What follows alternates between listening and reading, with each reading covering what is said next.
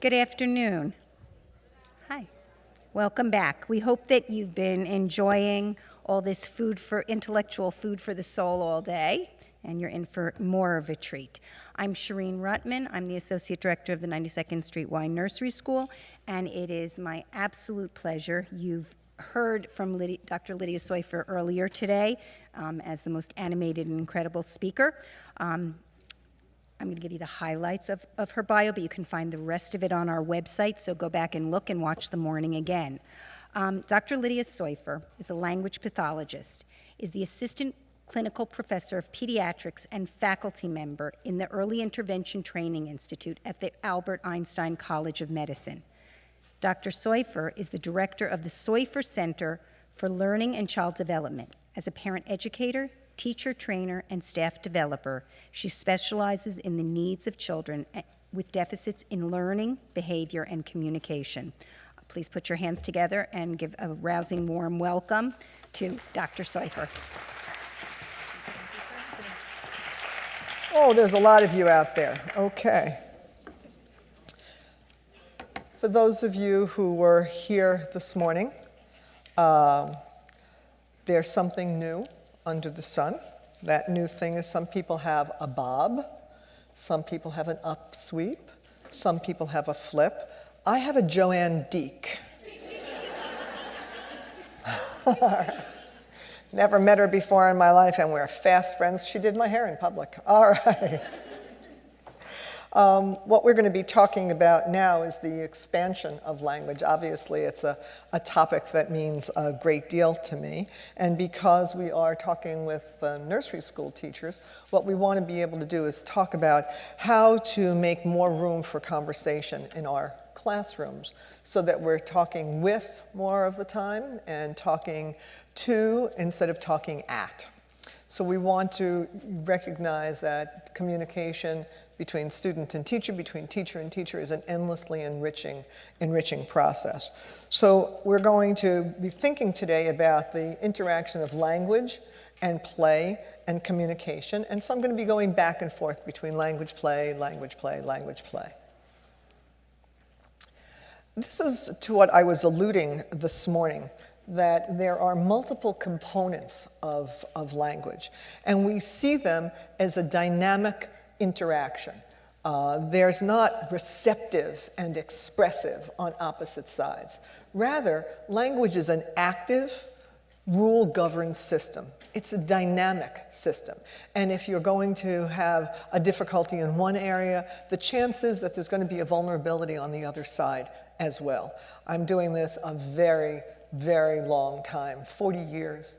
And it has been a rare instance in which I've met a child who has either a receptive or an expressive problem, but doesn't have some form of the other as well. It doesn't happen that way. It's one brain. So this is a different conceptualization. This is the interaction of form, content, and use. And that's some of what I was speaking about this morning. It has to do with the fact that there are rules, both for reception and expression, and that there are different domains in which our language systems are developed. So let's start with the language form part, which has to do with the sound system of the language. And there are three parts: the sound system, the word structure, and the grammatical structure. The sound system is a little bit of what you saw me doing this morning. There are two parts. There are the segmental parts, the sounds themselves, and then there are the parts that overlay the suprasegmental parts, the intonation patterns, the prosody, as we talked about earlier. This is the part, this sound system, that becomes decoding, that later becomes the early part of reading. Here's one of the challenges, because it came up over and over today, and then I listened to Dr. Koplowitz talking about dyslexia. English can be a very challenging language for some children because there are 44 sounds in the base form of English. They're called phonemes, but there are only 26 letters. There just aren't enough letters to represent all of the sounds. And so the sound combinations become problematic. Anybody here with a Y in his or her name that makes an E sound, like Jimmy or Sandy? Or what is your name? I'm sorry? Mary. So it's M-A-R-Y. Is that correct? And my name is Lydia, L-Y-D-I-A. But Mary's Y and my Y don't make the same sound, do they? That's an E, and mine's an I, even though it is a letter Y. So the sound system, and children start acquiring information about sound from the minute they're born. You saw all of that this morning, that the access to that information starts very, very, very early. As a matter of fact, I remember hearing Barry Brazelton, the pediatrician, tell a story about a baby. He said, that babies can recognize their mother's voices almost immediately upon hearing them. And he described how he would take a newborn baby and hold the baby and say to the mother, "Mama, Mama, speak to your baby, let her hear your voice." And he'd say, almost invariably, the baby would alert in some way to the sound of the mother's voice. And he said, every now and again, there'd be this sleepy kid, and I just tipped that kid towards the mother, so she thought that he alerted. All right? Because you want to make that bonding connection. So the first part of the language form is the sound system. That's what you're hearing now. Now, if we were in Wisconsin, or if Mary were from Wisconsin, we hear it on occasion, that people from the Midwest have trouble differentiating Mary, M-A-R-Y, Merry, M-E-R-R-Y, as in Merry Christmas, and marry, as in will you marry me. The spelling, those words are all spelled with the letter A, but they are actually pronounced differently. So there's not enough letters for all the sounds. So the first part is the sound system, and as I showed you this morning, there's also the prosody issue. The second part is word structure. The root words and the prefixes and the suffixes. How many of you have ever said to your child or to a student in your class, "Sweetheart, put an ing on the end of that. It means the present tense. You're doing it now." Nobody ever does that. We'd make kids crazy. But how do the kids learn to put ing on the end of the verb? How do they? We don't teach it to them, and they don't learn it as formal grammar. So you're looking at word structure as well. And my favorite story in that regard has to do with my twin sons, who I had in the supermarket in one of our multiple twin strollers. And I was checking out, and a woman came up behind with a little girl in the shopping cart. And the little girl, maybe 4 years old, looked at the boys and said, "Oh, Mommy, look, it's a baby and a co-baby." All right. Now, you know darn well she'd never heard the word co-baby before. All right. One of my sons is the slowest eater in the world. Large appetite, slow intake. And I remember when he was 3 being concerned that we wouldn't get to the bus on time. And I said to him, "Come on, Joshua, one more spoonful and that's all." And he looked at me with those huge brown eyes and he said, "But Mommy, I'm spoonfulling it as fast as I can." Now that's not a real word either. So he's learning about word structure. I never used the word spoonfulling.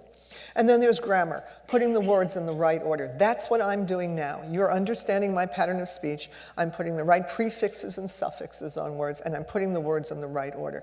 Later on, you need this very much for reading comprehension. You need it very much for reading comprehension. Language content, the meaning component, has to do with all that you know, all that you've experienced, all that you've coded in language. So it's your vocabulary, but it's more than your vocabulary. It's what you know about the words in your vocabulary. It's your lexicon. So you know the definitions, you know the synonyms, you know the antonyms, you know the categories, and you also know figurative uses for those words. So a child can be the apple of your eye. You can be swept off your feet, and that stuff is important in reading comprehension as well. And it's really important for us as early childhood educators to use that kind of language with kids as well, so that they begin to learn the figurative, not only the literal uses of words, because words have multiple meanings. I'm going to give you just a quick example. If I say the word draft in this hall, what's the first thing that comes to your mind? It's cold, right. If I give you another chance, what's the next thing that comes to your mind when I say draft? Army. The Army, conscription. Not a lot of people know that word anymore. What's another meaning for draft? What you're writing, the first draft, and it's Friday in the afternoon. A draft beer. Yes, it's cold, but it's... So words have multiple meanings. And that's what kids acquire. All little kids, if you have a dog at home, will identify four-legged furry creatures as goggies. All right? And slowly they learn the characteristics that differentiate dog from cat. We can't talk to them enough. Vocabulary, vocabulary, vocabulary. Words with meanings. When you read the words, use the words. It's very, very important in our conversations that we use a wide variety of words with children, and then paraphrase so they have exposure to new words. The content part of your language system grows forever and ever. As long as you're learning something new, you are coding it and storing it in your language content system. And words have different meanings to different people under different circumstances, as in the example of draft. All right? Language use are all the purposes for which we use language, and you heard me allude to that this morning. Do you know that between 3 and 6 months of age, we are already able to differentiate some of the intentions that children have for sound production? All right? You can recognize when the baby is wet, you can recognize when the baby is hungry, you can recognize when the baby is cold. But they begin to differentiate what they do with language, what they do with the sound system part of the language, to change the intent with which they communicate. So the more variety and exposure that they have to mommy, to nana, to daddy, to whomever is the caregiver, talking to them with different facial expressions, with different intents, the more this system integrates and children learn to use their language systems in different ways for a variety of purposes. To ask for, to control your behavior, to imagine, to pretend, to do all sorts of things that we can do with language. Another part is conversational competence, and I'm going to be talking with you about that in just a few minutes, because that's part of creating appropriate conversations in the classroom that are vehicles for our social emotional interaction and also for learning. So I want you to think of language as a dynamic system that is both expressive and, on your part, receptive, and it's like a seesaw. At any given moment, someone could ask me a question, and I would have to become the receiver while you were the one expressing. But we have to have a common system of sounds, of word structure, of sentence structure, of meanings for our words, and a repertoire for those meanings, as well as the purposes for which we communicate. Anybody else here from Brooklyn? Any more Brooklynites come back in? All right. I grew up in Brooklyn and didn't leave Brooklyn until I was 21 years old. And I didn't know until I was 21 that this usage was inappropriate. I used to say, "Hi, Mom, I had such a terrific day. You know who I bunked into? I bunked into Mary." Does that sound right to you? Only if you're from Brooklyn, because that meant to encounter someone. I went off to Penn State, which is a wonderful place to go to school, and it's a wonderful community, only to find out that only in Brooklyn do you bunk into people. In State College, Pennsylvania, you don't bunk into people, all right? Here's the other thing that I learned. As I said, my speech patterns were homogenized. I sound like a Northeasterner, a New Yorker, but not the silly accent I put on this morning, except for one thing. My brother, who lives in Fort Worth, Texas, refers to our maternal parent as mother, and he will reference the fact that our mother might have some ideas. Now, I had to get that homogenized out of my speech. And then off I went to Penn State, and I was responsible, along with the other graduate students, for screening the incoming freshmen. And then randomly, they checked all of those screenings, and every student that I had screened had to be screened again. Because though I no longer said mother or idea, when the kids read the list, ba, sta, fa, ka, sounded fine to me, because my ear wasn't trained. In central Pennsylvania, ba, ka, sta, and fa get you speech therapy twice a week. All right? So there is a general overview of the language system, but I want you to focus here on conversational competence, how to start a conversation, how to maintain a conversation, all the social communication skills that the ideas, the content, and the form are in the service of. All righty? So what makes you a good conversationalist? What gives you good pragmatic skills, good language use skills? The first order of business is if you want to talk to someone, you make eye contact. And do you know that as early as infancy, 4 weeks, you can hold a baby in your arm and start a conversation. And that's where the turn-taking comes from. Eye gaze, back and forth. You look at the baby looks at you. That eye gaze is often what we see lacking in children who have autism spectrum disorders. All right? It is crucial. If I want to talk to this lady right here, I'm going to look right at her. If I want to talk to the woman sitting next to her, I'm going to look at her. So what makes a good conversation? Look at the person you're talking to.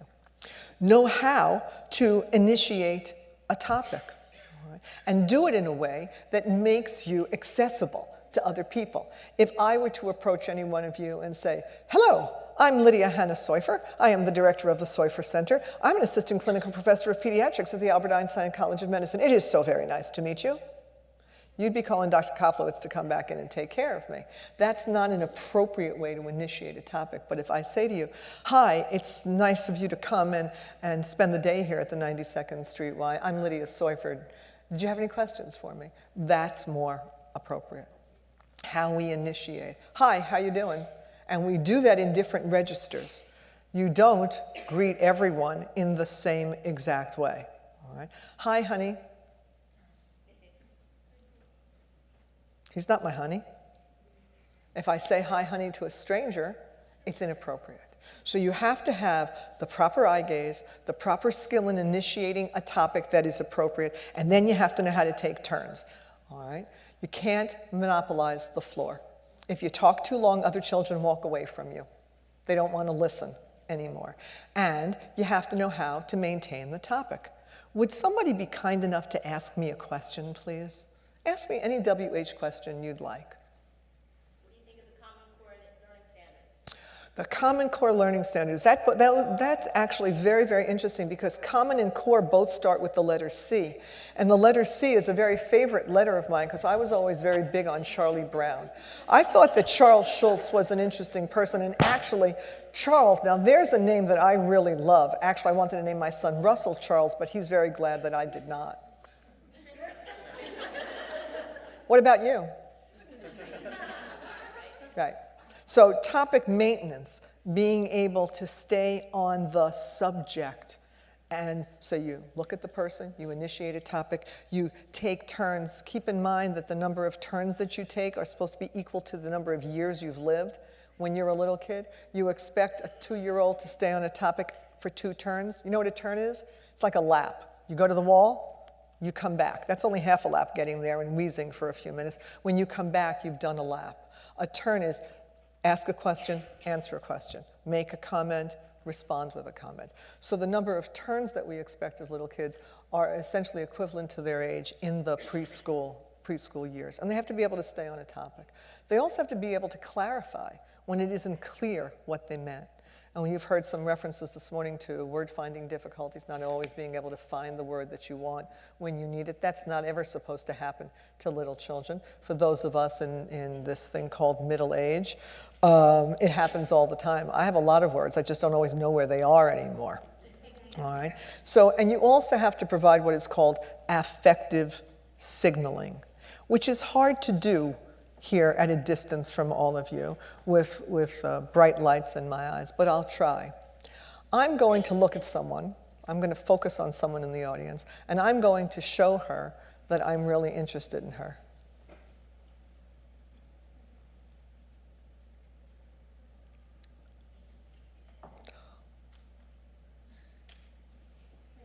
That's affective signaling. What you do with your face, what you do with your body, you send an emotional message. Do you ever talk to somebody who just... You don't stay next to that guy very long having a drink. You move down to the next seat, all right? So I can get a sense of what you're thinking by how you nod. All right. I caught myself this morning because I thought I must have looked like a bobblehead doll agreeing with Dr. Deek this morning so much. So affective signaling. Part of what happens with children who have difficulties in communication or in social affective communication is they don't read the signals and they don't give the signals. So there's part of what makes you a good conversationalist. You need these skills. All right. Now, what are some very basic play skills that we need in nursery school? Because, as I said earlier, play and language go together. We've got to be able to maintain our focus in play. What does that mean? Jumping from one thing to another, never ever finishing what you started, walking away and leaving it there. So you want to have some playing with intention, the way you communicate with intention. You want to be able to stay with a play activity for a while, maybe vary it to some extent. And you know what? Play is supposed to be fun. I said learning to talk is child's play, but playing is fun. It's supposed to be fun. It's supposed to be enjoyable. So these are basic skills that you've got to have. You've got to maintain your focus. You've got to stay with an activity. You're supposed to be having fun. If it's work, it's not fun. And then you have to initiate, the way you initiate conversation, you have to initiate different play choices. What do I want to do? And do I always feel the need to play the same thing? Must I always play the same thing? Or is my curiosity piqued by different ways of playing? Do I know how to join a group of other children? It's an old language therapist's trick that I use when I'm training teachers. When a teacher will have a concern about a youngster and the child will be pointed out to me, I will watch the youngster playing, as I was taught years ago, and then just sit on the floor next to. Don't say a word.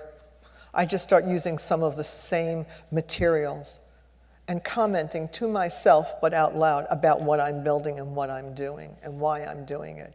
And it's remarkable how non-threatening that is, because pretty soon they start to play with me. Do you know how to integrate yourself into another group of children? And do you know how to communicate to the other kids what you want, how you'd like it to be, to negotiate for who's getting the red triangles and who's getting the blue logs? These are skills that we as early childhood educators can teach the children to use via modeling. Alrighty. Okay. One of the wonderful things about playfulness is that it gives you a sense of accomplishment. Look what I can do. And we talk about what we play. So there are multiple levels of spontaneity. Right? I build Legos.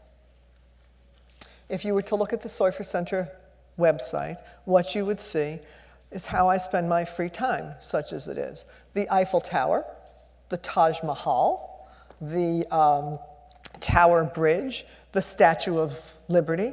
Strange hobby for a person who spends her life talking. Right. I get the most enormous pleasure out of building Legos, and I get even a greater pleasure out of the steady stream of little boys and girls who are brought into my office to see what I've built. The one that is the most pleasant reaction of all is the one that goes like this. I've got a carousel that I've built that goes round and round, the horses go up and down and plays music. So you bring in a little kid and they'll watch, and then they suddenly go, because it starts to move. You bring in a teenager, and this is what happens. I pull the lever, it starts to go around. They go. The horses start to go up and down. And then the music goes on. And when the music goes on, they always turn and look at me. Like, is it humanly possible that, number one, an adult and a female adult accomplish this? They find it amazing, absolutely amazing. They're fun. So playfulness, being playful, allows you to develop a sense of accomplishment and to enjoy. Okay, now, here's a big difference between play and words, play and language. Words do not resemble reality in any clear way. Why is black black? Why is elephant elephant? Why? But when I did this to you before on a Friday, you know that I meant a cool draft beer. There's a difference. Now, I'd really have to put on a show to make you recognize elephant, wouldn't I? So words don't represent reality in clear and immediate ways. If you've ever played the game Password, you know that. If you've ever had somebody look at you and say, "What are you talking about?" All right. But gestures do.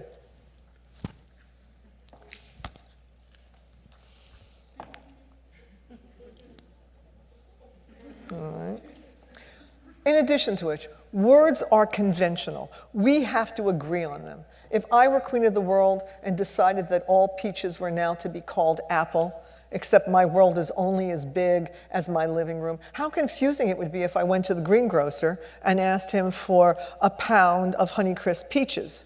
He would think, what are you talking about? What do you mean?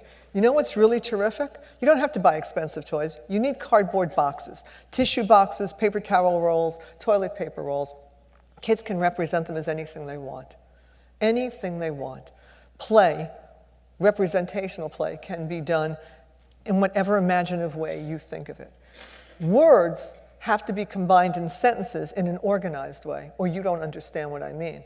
But when you're playing, you can make anything happen that you want to happen. You can control the rules of the game. That's not true for language. So these are not equivalent, they are accompaniments. All right. Play takes us from an action-oriented view of the world. Learning in doing, learning in action, learning in motorways, learning in doing, an action-oriented view. What can I do? Play is the go-between between action and language, a thought-oriented view of the world. And through our play, we solve problems, we develop new skills, we resolve, and we learn to use language. So now, let's go back to conversation. All right? Let's take a careful look at conversation. This is for you to be aware of in your classrooms. If you want to start a conversation with someone, make a comment. Catch yourself. Catch yourself. Work with your co-teachers and count how many questions a day you ask. And be sure not to ask a lot of questions to which you know the answers. I tell this to teachers all the time. You should tape record yourself for a day, but you should always do it on a Friday. You must always do it on a Friday, because it will give you the weekend to listen to it and recover from what you hear. And it will also give you the weekend to look for a new job in the New York Times on Sunday, should you decide this is not for me. All right? Because when you hear what you do when you're not consciously using language, it will help you be a more conscious language user. Make comments and make observations about what you think or see going on. This notion of self-questions is sort of talking to yourself. Gee, I was wondering if that was a set of galoshes over there. Or, gee, I was thinking that I'm going to put hamburgers on my picture. Because our inclination is to say, what are you going to put in your picture? All right. I'm convinced that sometimes if the children could, they would just tell us to shut up. Could you, not talk so much? Let me talk. These kinds of comments and observations leave room for the children to talk to you and for you to respond. We ask children questions because we want them to talk to us. I said it before, ask questions, you get answers, but you might not get conversation. Never ask the obvious. All right. Now we go back to play. Play becomes much more sophisticated, and so does your language. So does your language as it becomes less egocentric. As the play is about schemes and about interactions with others and what Elmo does on the way to the gas station, you will find that there's more talking about those kinds of things. They begin to act out things that they have heard about, things that they have seen, but not necessarily that they have experienced. And so the play becomes more and more sophisticated and differentiated. We know that early play is about eating and about pudding and about doing the things that you've seen mom do, grandma do, whomever. But as play becomes more differentiated and the language that goes along with it, it becomes more imaginative and less recreating of your own experiences. All right? So they are able to combine and sequence more ideas, and it goes along with combining and sequencing ideas in language. All right? Now, when we play, because language is part of the cognitive system, kids begin to develop these very important tools for learning. I can't stress how important it is when you deal with school-age children that they have good attending and organizational skills. Because you can bombardier around the nursery school, but you cannot easily bombardier around first grade. So when you are playing, from an executive function point of view, part of your attentional system, you develop a set of organizational skills that say, by what system am I going to play with these toys? I do that with my Legos. When I built the Taj Mahal has 6,000 pieces. All right? Most of them are white. And there are 162 different shapes in the set. And my girlfriend just sent me an email the other night telling me that somebody paid $1,000 for the completed Taj Mahal. I will sell it for $900. I don't need the full fee. But in order to create that Taj Mahal, I had to have two tables, I'd have a long one next to me, and I had to have a series of different size containers in hierarchical order in order for me to readily find the pieces that I needed. That's an organizational plan. Right? So I made a plan, I set a goal, and then I organized the system. Otherwise, you're running back and forth to the block corner. But it's a good way to learn by running back and forth to the block corner. Which ones am I going to need? Stop, think, plan, do. And attending abilities. Being able to stay with an activity, pay attention to it for a sustained period of time, and then have fun. And this is the part that I like the best. You may not play particularly well, but you can't play wrong. You can't representationally or symbolically play wrong. You know why? Because you can change the rules. You can change the story, all right? That's not necessarily true when you're playing Candyland, but when you're playing pretend play, you can change the story. And some kids don't play particularly well with others. What was the name of that book? Plays Well with Others. But we can facilitate that as educators by using appropriate language with them. Okay. Here are some techniques that I'd like you to take back to your classrooms. Very specific to our topic overall, which is expanding conversation, expanding language, making room. When I say to you comment and make comments and observations instead of questions, these are specific examples of kinds of or techniques that we can use to enhance children's language in the classroom. You'll see that there are not a lot of questions in here. As a matter of fact, there are none. All right. So the first one is called parallel play. And what you're doing is being the voice to the activity. So let's say, for the sake of argument, that Sue is washing the baby's hair or washing the baby's feet and just washing.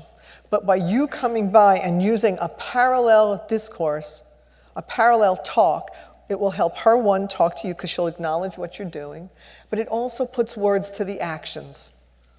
So it attaches this noise in a meaningful way to the actions. It's a vocabulary builder, it's a sentence structure builder, it's a conversational starter.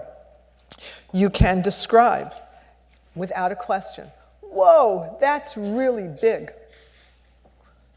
I like the blue ones that you've made. I did this at the early childhood division of the Abraham Joshua Heschel School on the other side of the city with a routine with Play-Doh. All I did was describe what I was seeing on the table, and as I described what I saw the children doing, they began to change what they were doing, so I would tell them what they were doing, what they had made. And it became a lot of fun because then we got to take turns saying what we thought we were seeing. Okay, so these descriptors, see, none of these are questions. How to expand language enrichment in the classroom, not talking at, but talking about. And what I described before, self-talk. Talk about what you're doing. Model that language of what I'm doing. I have sat down in nursery schools and just announced, I'm sick. And it's amazing. I don't think I feel well. I'm getting a bellyache. The doctor's kits come out from all the places in the room, and they start examining me. And as they do, I get to use words like stethoscope and tongue depressor and pressing too hard, and that hurts, it's tender, just describing what they are doing to me. I've been bandaged by children in tandem more times than I can describe. All right. And then there's the expansion. Add on to what they are saying. I'm happy to keep these up there if you want to look at them and write them down. Take these back. These are great language stimulation techniques for you. So expand upon what the child says without correcting. So if the youngster says, that bear sitting, you can say, yes, yep, that bear is sitting up. And did you hear what I did? Is sitting up. I just hit a little harder the part that was missing, so he hears it. Because it would be the equivalent of saying to the youngster, no, you need the auxiliary do. It's called the copula, sweetheart. Stick it in there on your action verb. All right? That ends up in psychiatric treatment. So you don't want to do that. You want to expand, but you don't want to expand so much that it becomes more about you than about him. All right? And the other one is an expansion plus. Expand on what the youngster is saying and add a little bit more. But you see, there's not a lot of talking here. Here are 5 techniques that will expand language in your classroom and enhance conversation. All right? Now, when you get to higher levels, when you get to much higher levels of language use, you can rephrase what the children have said. So it gives you the chance to take what they've said and give them more information. So at a lower level, youngster says, that's a doggy, and I would say, yep, that is a dog. It's a big one. This one is more specific. Yes, it's a Cocker Spaniel. That dog is called a Cocker Spaniel. That's a kind of dog. It's a Cocker Spaniel. You're giving more information because you know the youngster can handle that kind of information now. And then, tell me about. Youngster says, that's a man. Our inclination is to say, what is he doing? What is he wearing? Where is he going? Where does he live? And instead, I would say, start with the open-ended. Tell me about that man you saw. Tell me a little bit more. That bounces the ball back into the youngster's court. If you don't get much back, but you have to wait, then you can ask more specific questions. Okay. Continuation. At higher levels, all right, you can model much more complex language for the children. And you see the example. This is vocabulary. This is teaching them to elaborate. It's not asking a lot of questions. So when you say, oh, I see you built a tall skyscraper with lots of windows, now all the people can see in the city, I might add, I wonder what things they see from their windows, instead of what do they see from their windows. You leave it more open-ended, all right? And that's the next one, open-ended. You know what the difference between an open-ended and a closed-end question is? A closed-end question, you know the answer. An open-ended question, you don't. So you want to ask questions to get the youngsters to expand, to elaborate, to tell you more, and give you something to work with. All right. Here are some early levels of play. We're going to go back and forth. Language play, language play, language play. Bless you. Non-specific object use, just manipulation.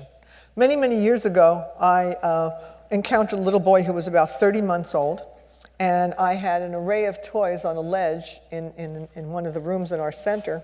And the mom was very concerned about him because he was 2.5, and you're going to like this. She said she couldn't reason with him. Well, that was the first mistake. All right, so she couldn't reason with him. He didn't understand when she was talking. And this is what we saw happen. He came into the room, And he saw this ledge, and he thought he had just landed in FAO Schwartz. And he went to the first set of toys, and he picked up the first one, 2.5 years old, and he picked it up, and he tried to put it in his mouth. Okay, it was too big, so he tried to put a piece in his mouth. And he did this, and then he dropped. And he's startled. But he didn't look down. Now, I knew he heard it because he's startled. And he went to the next toy. And this little boy was not talking at all, so she was worried about reasoning with him. He picked up the next toy. He looked at it, and he dropped it, and startled, and again, didn't look down. And he did that with each of the toys. He would look at it, and then it would be uninteresting to him. And so I took a ball that was a rattle, and I shook it in front of his face, which really, really attracted him, because you see, he's not really playing with these toys, and I needed to see something very important. So I sat down cross-legged on the floor, and he plopped down right in front of me. In those days, it was easier to sit cross-legged and get back up again. And so I shook the ball, and I made sure he could track it to the right and track it to the left. And then he followed it, followed it, followed it, followed it, and I picked up my skirt ever so gently, and I put the ball on the floor, and I dropped my skirt over it. And he looked up. Every time he dropped a toy, he startled, but he didn't look for it. And when I took that ball out of his sight, he didn't look for it. He didn't have what's called object permanence. And without object permanence, it's hard for anybody to develop language. That's where language comes in. It says, this noise, ball, stands for the object that I can no longer see. And so I knew that this guy was not going to go through these levels of play, because his play was really very, very, very primitive, non-specific object use. So this sequence of play, through role and sequential play, is a hierarchy, and we're going to go through it across ages. All right. What we're looking at is higher levels of play, or representational play, and what we want to see children able to do is this kind of pretend play, because you can talk about these things and chit and chat about how these activities are like activities that you've had at home. And you can use the parallel talking, the expansions in these activities. So what you want to watch them starting to do is this kind of representational play. Taking care of baby dolls, feeding, putting dolls to bed, taking them for walks. This is where doll carriages come in. And all of these activities are common representations of what the children do themselves. All right? They allow us to develop imagination, because who would let a 4-year-old or a 3-year-old bathe a baby? But it allows them to pretend. And as I said before, it doesn't only have to be with toys. It can be with tubes. It can be with tissue boxes. I'm sure if those of you who've had these experiences, have your own children or had experiences in nursery school, you buy a very expensive something, and what do the children play in? Not with the very expensive something, they play in the box in which the very expensive something came, because that allows for more imaginative play. So you want to allow them not only to use the representational play, the actual dolls, but you want them to be able to create with other objects like Play-Doh, like popsicle sticks, the things that these dolls can do and that they can do with the dolls, because it gives you the chance to talk about how those objects are being used. All right? Now, what are some of the activities that encourage role play? We're now talking about 4-year-olds, 4 and 5-year-olds. Look at all of the words that can be used. Look at all of the objects that can be used. And we get to help them practice the sequence. These are things that can be set up with book reading, the story, and then they get to change the story. So they get to change the outcome of the story. They can get them, the firefighters, whomever, to do whatever they want, but we supply the language, the self-talk that goes along with it. All right. Now, the important part here is the the sequence, and the pretend. What is the language of the man in Fairway? What is the language of the man in Target? What is the language of the firefighter? What different kinds of words does he use, and what different ways does he use them? And how can we talk about them in that parlance? Fireman words, greengrocer words. What we're talking here about is vocabulary expansion and differentiation. All right. At about 3 years of age, what we want to see is the development of schemes, a sequence of schemes. It's not enough to just mix the cake. You've got to bake it, you've got to serve it, and you've got to clean the dishes. Why do these levels of play matter? Remember, I told you this morning that I was trained to peak. And by peaking, I get to know the level of play. And the level of play should match the level of language, by and large. So if I've got a 5-year-old who's playing like this, I don't expect a 5-year-old to sound like a 5-year-old. I expect him to sound more like a 3-year-old. So a 3-year-old still needs the real things. All right? Their play, not always so fully cooperative. They need to be the boss of the play, and they tend to recreate what they know as actual events. But slowly, they begin to represent things that have more emotional content. This does not do me honor, but I'll tell it to you anyway. Okay? Many years ago, I worked with a little girl who was remarkably tall for her age. And she was playing with my old Fisher-Price dollhouse. And she had bathed her brother and bathed herself, and they were going to bed. And she put them to bed. And then she took the mommy doll and the daddy doll, and she put them in the bathtub. And I said to her, "Oh, Stacy, the mommy doll and the daddy doll in the bathtub?" Now, her parents were well over 6 feet tall. So I was thinking to myself, what is going on here? No, she was putting the mommy doll and the daddy doll in the bathtub. And I should have just shut up right then and there, but I didn't. And I said, "They can't fit in the bathtub together." And she looked me right in the eye and she said, "Oh, yes, they do. My mommy's legs go that way and my daddy's legs go that way." Oh, God. So I then said to her, "How do you know that?" And she said, "You know, there's a little hole in the door where mommy puts the key, and I look in there sometimes." Oh, God. All right. So she doesn't actually experience those things, but now, here's what the language connection is. Sequential play, a sequence of events, all right? A schema, a connection of schema. Look at the language that you want to be hearing that goes with that kind of play. The beginning of storytelling. Once upon a time, you know that every story has what is called a story grammar. Every story, whether it's Clifford the Big Red Dog or To Kill a Mockingbird. All fiction has a specific story grammar. There's a structure to story. That's one of the reasons we want to read to children, so they learn that story structure. Every fictional story has a character in a place at a time. That's the setting. And every character has to have a problem, because without a problem, is there a story? There's no story. All right? So the character has a problem in a certain place and time, and he has to make a plan to solve his problem, because if he doesn't have a problem, there's no story. And every attempt to solve a plan results in the consequences of his actions. And he keeps working. What is Clifford's problem? He keeps growing. He keeps growing. Emily Elizabeth's problem is that he keeps growing, and she has to move him to different places, and she loves him. They make different plans. He ultimately ends up in the country. Well, in To Kill a Mockingbird, there's Jem, and there's Scout, and there's Boo, and there's Atticus, and they all have problems that they try and solve. The story grammar is the same. These sequential play skills are the beginning of storytelling and story recognition. So it's part of the way we use language to represent that. We talk about the who, and the where, and the what, and the when.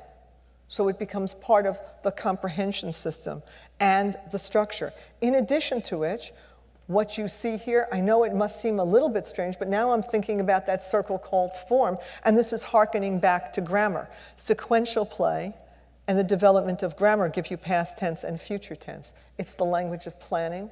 It's the language of reflection. So we see in this kind of play, you're laying foundations for literacy, and you're also developing language skills. As they get older, they start to play with less realistic toys. They can pretend more readily. But at this level, they start to develop a very basic meta skill, meta language, thinking about your own language, metacognition, thinking about your own thinking.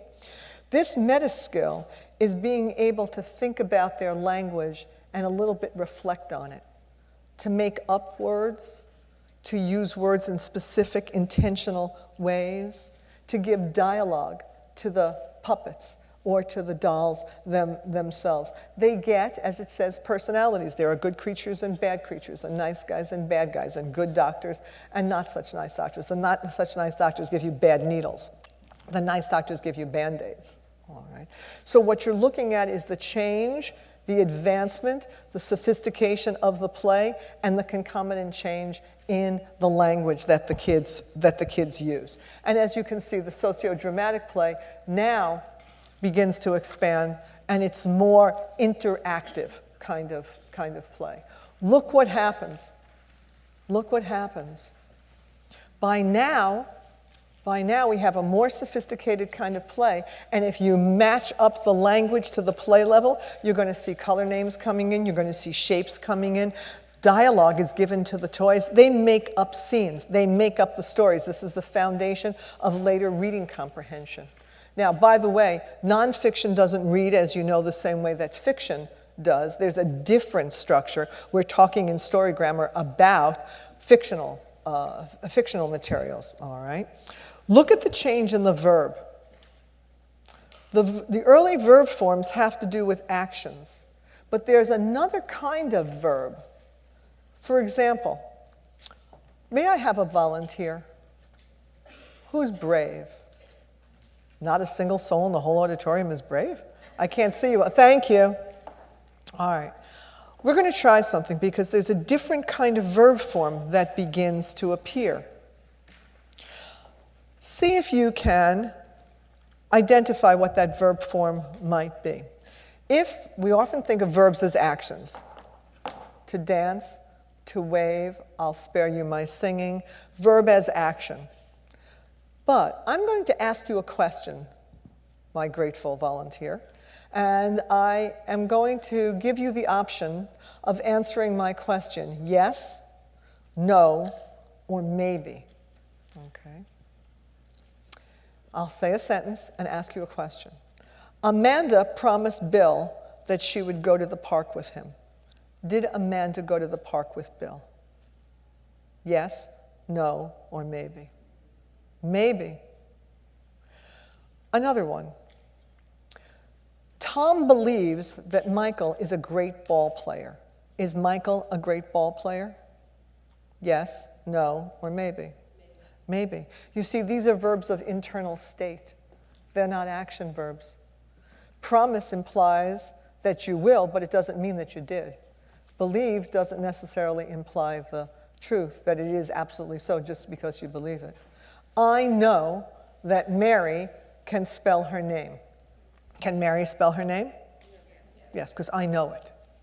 So these are different. I can't show you knowing. I can't show you believing. I can't show you promising. But they're starting to show up in the language of children at about 3.5 or so. Right? Now you're seeing a cognitive change. Now you're seeing another change. The play becomes even more sophisticated, and they make hypotheses about what's going to happen, what might happen, because they control the play. They get to control the play. And you start to get this notion of conditionality. What would happen if? And I ask teachers to try that. That's a different kind of question. That's a very open-ended question. What would happen if? Let's find out. So when they're building, when they are creating car races, when they are using puppets or dolls, The kind of questions that you ask, the kinds of comments that you make have to reflect the language level at which the children are, which is demonstrated by their play, and slightly above in order to stimulate them. See the verbs? Can, may, might, should, will. These are the verbs that you want to use because they create conditionals, they create future tense, and they also give models to the children. They're more sophisticated. Look at the conjunctions, because those conjunctions represent different thought conditions. And you know why those conjunctions are important? Because they allow you to represent cause and effect, alternatives, possibilities, and they are crucial for later reading comprehension and writing. Crucial for later comprehension for reading and writing. You can use language for multiple purposes. So you've got sequential play and language coming together, and now look at the next one. I don't expect all kids to answer why. You know what the answer to why is when you're 2.5 years old or 3? What's the answer? Because. Or, depending upon your age, a cause. All right? Don't always get that first syllable. But at this age, you get the first real answers to how and why. What I'm trying to do here is not only give you some of the language levels, but start giving you diagnostic ears. Because this information, which will be available to you, you can download the PowerPoint, also is developmental in nature, and you start learning to listen and saying, as Joanne said this morning, who's making you go, he doesn't sound like the others. He doesn't answer questions at the same level of the others. And what we want to know is that the language is growing. By the time a youngster is 18 months old, if that 18-month-old doesn't have 10 words, he is waving a red flag at you, sort of like Jean Valjean in Les Miserables. It's too few words. The average 2 to 3-year-old has between 200 and 300 words in his or her repertoire. And by the time they are 4, 1,000, and by the time they are 5, 6,000. It's an astronomical incrementation of the words they know. They can't use them all, but they've been exposed to and they know them. Alrighty? Now we've got it at an even higher level. But the key here is highly imaginative, not repetitive, nor should the language be repetitive. And you want to see increasing number of words, increasing kinds of sentence structures, and you want to use the kinds of prompts that you saw before to encourage their growth. All right. Now we're 5 years old. Now we're just about 5 years old, and this part is important. You don't need the props anymore. You don't necessarily need the props anymore. Now you can create the scene with language. You don't need the tools as much if your language system is well developed. Look at the words that we expect children to have. These are the words of sequence. And these sequencing words become enormously important when you are writing, because you see, after they leave us, they go to another set of teachers. When you are writing essay, doesn't that sound strange? We're talking about 3- and 4-year-olds. But remember, as I said this morning, oral language is the foundation of literacy. Here are words to look at, because this is sequencing. As I said before, cause and effect. It is beginning, middle, and end. It's time relatedness. All right? So here are things that I know that you do. You can pretend and do all sorts of pretending, because now you're not dependent upon the props of the classroom, and we talk a lot about pretending. And this is where you have a lot of vocabulary growth, when you can pretend and introduce new words. My grandfather was not a well-educated person, and I am the first person in my family to have graduated from college, of which he was enormously proud. But he reminded me constantly that I shouldn't use what he called 50-cent words. All right? I shouldn't show off with my fancy vocabulary. I should remain humble and proud. But I deliberately use 50-cent words with little kids. I use 50-cent words with all kids. You know why?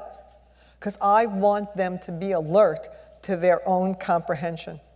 And, as it happens, one of my boys has a mild hearing loss. So I deliberately used 50-cent words or words that I knew that they wouldn't know, so they would stop and say, what does that mean? So I would use a word deliberately, all right? And then I'd wait a beat or two and say, oh, do you really know what the word conflagration means? Did you recognize that word, guys? So that they learned to pay attention, really listen, and say, what does that word mean? So you can introduce new, fancier terms and make that word a part of the repertoire, and also tune them in to monitoring their own comprehension, which becomes more and more important as they get older. So here are some play scripts that you might want to use in your classrooms that will enhance not only language, but thinking and problem solving. Look at the sequence of getting ready for school. So there's a common one. What are some of the problems that we might have?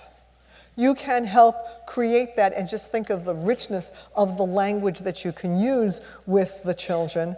And then when new words come up, you can use them again later on. It's not too early to develop at all what is called word consciousness, where kids catch words and find them interesting or fun. And you use that word over and over and over again during the day. Listen to yourselves and use your language more consciously. So we want to create a situation where there is a sequence, where there's, just think of all of the different language that you could use there, and the language of problem solving. If, then, in case, because, so, since. These are opportunities for building not only vocabulary, but for language flexibility, for building grammar, and language as a vehicle for thinking. So sometimes what happens in children who have attention deficit disorders or attention deficit hyperactivity disorders, if they are also children who have disrupted language systems, one of the things that is hard for them to do is to use language to regulate, because they can't readily talk to themselves in their heads about what they should be doing or should not be doing. A little voice in your head. See, very often the teacher becomes the youngster's prefrontal cortex. But what we want is children who can use language to modify, to modulate their own behavior. And to that end, they have to have rich exposure. So here's a situation in which you're not only creating a situation, but you're creating potential problems with which the children have to deal. Okay. This is my favorite time in any school. I learned in the early 80s never to eat anything that the children make. Never, no matter what. I eat pretzels, I eat raisins, I eat goldfish. I do not eat anything that the children have made with their own two hands, right? Because God only knows where that little hand has been before. But when I sit at snack, and that's really my favorite time, and this is where I model a lot for the teachers, it's a great time to start a conversation, because our inclination is to ask what they brought. And what I'm suggesting is that we don't need a question. We need comments. I have banana slices, but they're squishy. Anything in there squishy? That's a legitimate question. It's a great time to talk about what has been brought, different ways to eat it. You can take tiny little bites. You can gulp a whole grape. You can put a grape in each side of your cheek. All the how and what your favorite foods are, and why you like them and why you don't. This morning in the elevator, when I was coming down, there was a little boy who was holding a piece of American cheese against the crust, what was left of a slice of whole wheat bread. And I said to him, "What's for breakfast?" To which he said, "Cheese and bread." I legitimately asked, "Any butter on your bread?" He shook his head no. And I said, "I like that too, but I like mine with mustard." He gave me a look as if to say, "You like it with what?" And I could read his face, the affective signaling. And I said, "Yes, I like it when it's the spicy mustard and the sweetness of the cheese." And as the elevator door opened, he just tossed over his shoulder, "Well, I just like it plain, just cheese and bread." And then he was gone. There's the interaction that I'm talking about. I don't know what apartment they live in, or I'd bring them a little cheese, bread, and mustard, but all right. These are the things that make for conversation and make you a person that is comfortable for them to talk to, because you can raise and lower the level of your conversation with the children according to the level at which you see them playing and talking. A few years ago, a mom brought me a little boy who was 3. He was half of a set of twins. And her concern was that he did not speak as well as his sister, and she was concerned about him. And so I did my pillar trick, and I watched him, and he was not playing at any level near his chronological age. He was at a lower developmental level. So I came in and I sat down on the floor near him, and I was talking to the mother who was sitting above me, and then I would comment on what he was doing, and I started to build. And then I simply said, "I have a lot of big blocks in my room. Want to come to my room? I have big blocks." And he got up. So Mom and this little guy follow me to my office, where we sit on the floor, not at a little table, because he's not at that level. And we start playing and playing and playing and talking, and he's talking up a storm.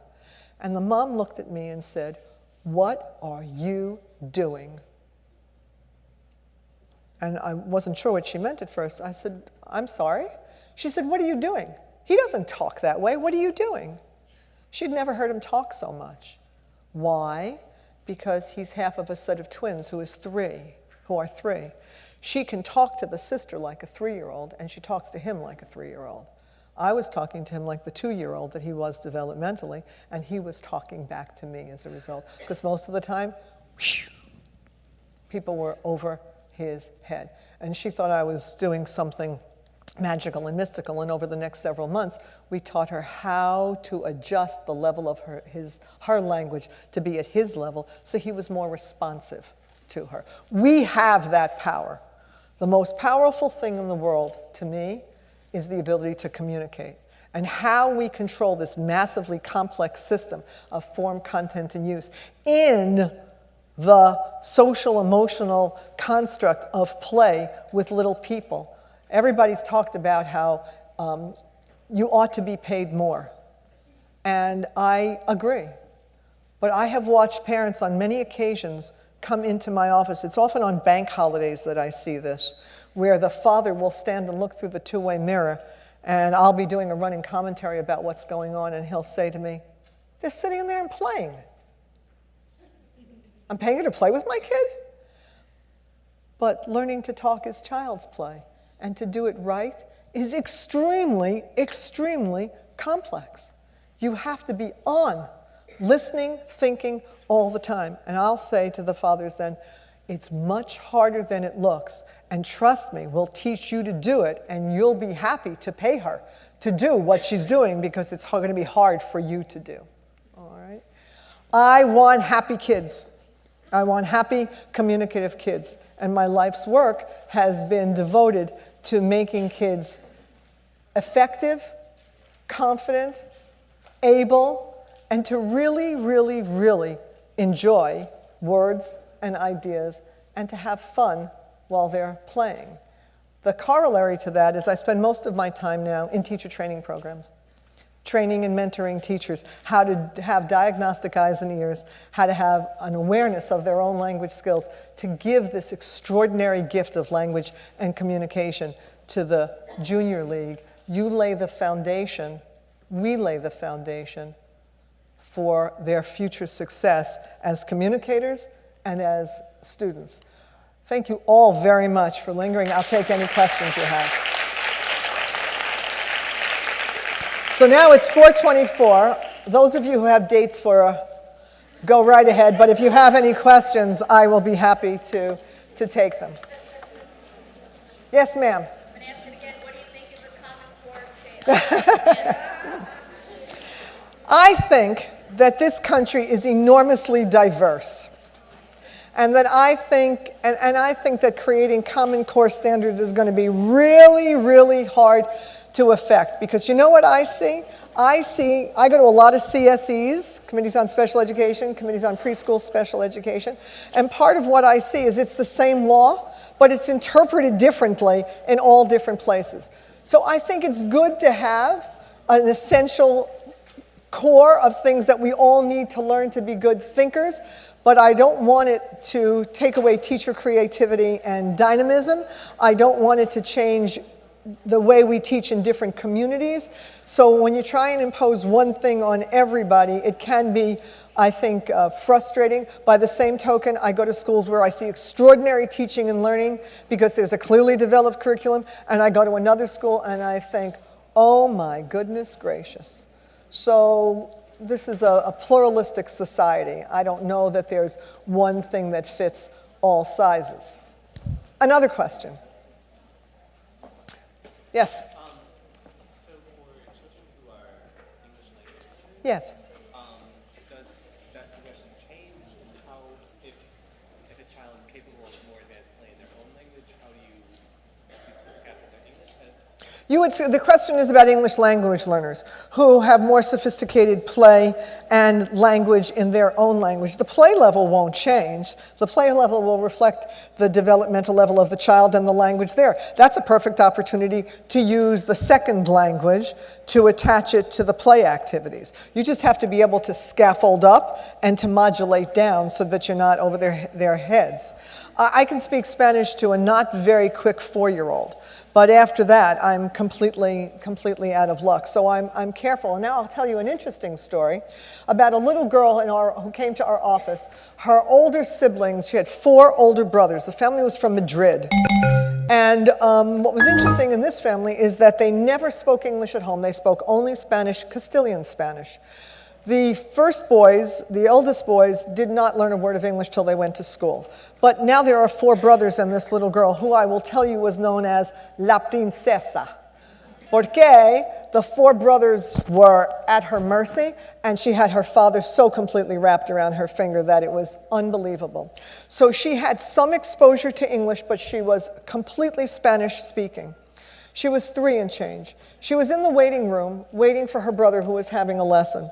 And she came into the reception area in a pretty little dress and a huge bow. She was the only girl of a woman who had 4 sons. And she said to our receptionist, "I can have a pencil?"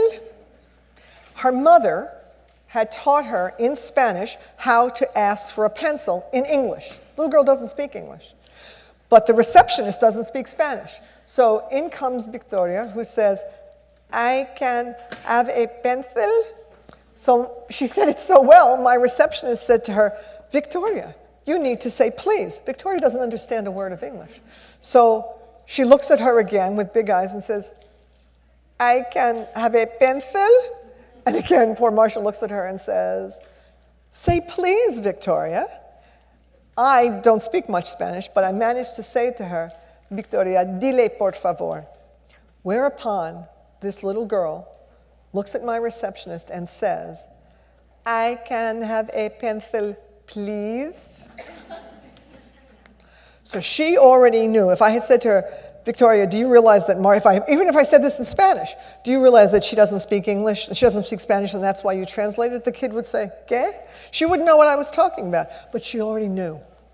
She already knew. That lady doesn't speak Spanish, so even though that other lady said to me in Spanish, I have to translate it into English. So there's tons of literature on English language learners, and we're seeing, again, also brain imaging studies of the differences between. One more, and then go have one on me. Yes, ma'am. I have a question about children with selective mutism. Yes. Is that considered a language? No. Or Dr. Koplowitz was talking about it in this room a little while ago. It's an anxiety-based problem for most children. We do, however, sometimes see it in children who have poorly developed language skills and are not effective communicators, so then they're risk aversive. They won't talk where they're not understood. I've known children with severe speech disorders, motor-based disorders, who will not speak in public because they're unintelligible. And the impact, if somebody looks at you and says, "What? Oh, what did he say?" The social, emotional part of it. So how you speak, how you put yourself out, influences the way people perceive you. And if you have a good command of language, if your language and thinking are flexible, you know who those kids are in your class. The ones who really have the gift of gab. Well, I will tell you that there is a huge, huge, huge set of constructs for social cognition, for language development, for cognitive development that determines how effective you're going to be as a communicator. And if I knew, as a little one, that I couldn't make myself understood, I might be anxious as well and not effectively communicate. Dr. Kopowitz earlier this afternoon was making multiple references to the role that language and speech pathologists play in those circumstances. So you need a differential diagnosis there. But lots of times we've seen kids with underlying language or communication difficulties, but not exclusively. Alrighty? Thank you all very much.